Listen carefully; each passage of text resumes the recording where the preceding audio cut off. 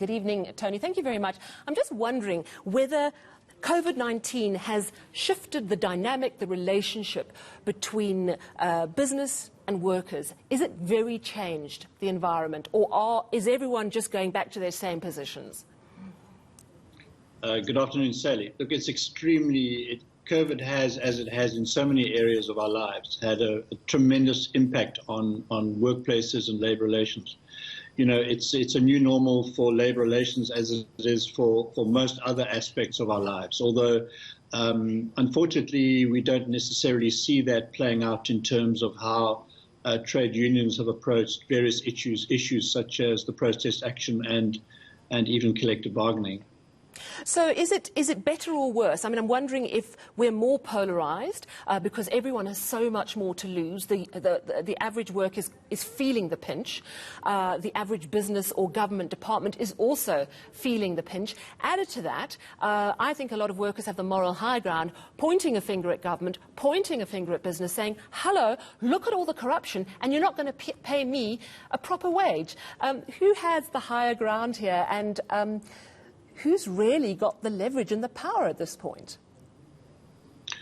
Look, I think if you look at the protest action, Sally, this week and the reasons behind it, it's hard to argue that those are not all critical and important. Corruption, service delivery, the public transport system. I mean, all of the issues that the protest action is about are items that most of us would put our hands up and say those are very important and near and dear to us.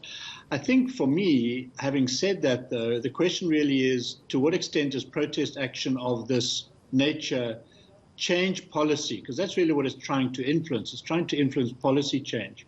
And as laudable as the intentions behind it are, if we look back, it really doesn't do that. And a good example is the Gautrain toll road system, where Cosatu has followed all manner of processes, including protest action, to counter it, and it's made absolutely no difference whatsoever to policy making. And often protests are a result of workers not feeling heard, and at the end of it saying, we will use the only thing in our power, which is to withhold our services. You know, it's interesting because at the same time, our president keeps saying that the solutions lie in business, labour, government, working together to revive our economy.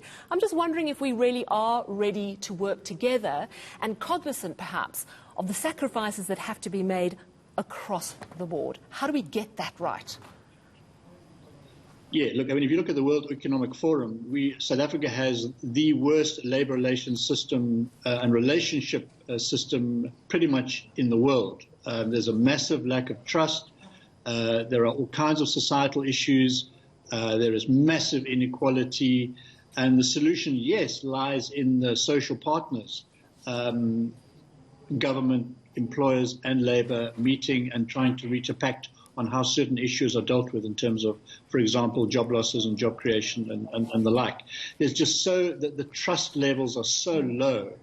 To try and get those parties to the table to agree on anything is extremely difficult. And then to get them to execute is even harder. So we've had this long history, unfortunately, of adversarial relationships between those parties. And you're absolutely right. At the end of the day, by and large, it's workers that pay the price.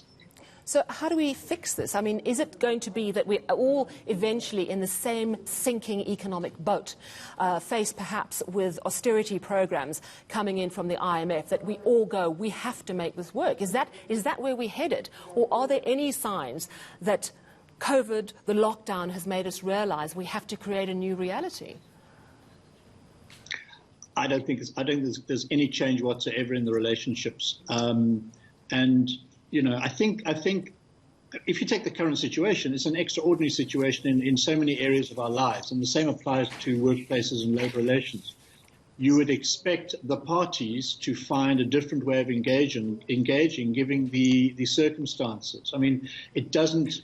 Yeah, for me, for example, I mean, if I was in the labour movement and seeing so many job losses and so much vulnerability at the shop floor level, I would be working hammer and tongs to try and protect jobs and find ways of increasing employment. And in as much as societal issues and political issues are important and will always play a part in a trade union's life, right now, if I was a trade unionist, I would be looking more at the grassroots issues that affect rank and file members. And that has to do very much to do with job security, rather than, to be honest, addressing issues like the broader societal issues, which will perhaps raise the profile but have absolutely no impact on policy. Well, thank you very much for your views. That was Labour analyst Tony Healy.